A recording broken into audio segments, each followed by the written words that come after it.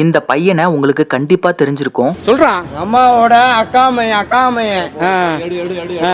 அப்புறம் சொல்றான் ரெக்கார்டு எடுத்துனா செஞ்சு குடிங்க பாரு எடுக்கிறாங்க சொல்லு அங்க பேசு அழுத்த இருக்க முடியுமா? அறுக்க போறாங்க குத்த முடியுமா? இந்த குத்த போறாங்க இந்த ஸ்டேஷன்ல விட்டு குத்த போறாங்க அதுக்கு தான் ரெக்கார்ட் பண்ணுது. இந்த பாரு போலீஸ்காரனே குத்துருக்கு தரமது ஏன்னா ரயில் இறங்கினா ஜெயில போட்டா பெயிலு தூக்கிடுவாங்க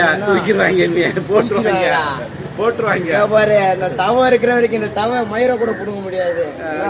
இத கொண்டு அப்படியே எஸ்பி கிட்ட காமிச்சிருங்க. ஒரு 3 வருஷத்துக்கு முன்னாடி பாடம் சொல்லி கொடுக்கிற ஆசிரியரையே மிரட்டின ஒரு சிறுவன் இப்போ என்ன பண்ணிருக்கான்னு கேட்டீங்கன்னா ஷாக் ஆயிருவீங்க. 29 லட்சத்தை கத்திய காட்டி மிரட்டி 4 பேர் சேர்ந்து கொள்ளடிச்சிருக்கானுங்க. சுரேந்தர், முகமது இத்ரீஸ், பிரித்திவ் அப்படிங்கிற தவம் மற்றும் 17 வயது சிறுவன், இந்த 4 பேரும் சேர்ந்து தான் திட்டமிட்டு இந்த வேலையை பண்ணிருக்கானுங்க.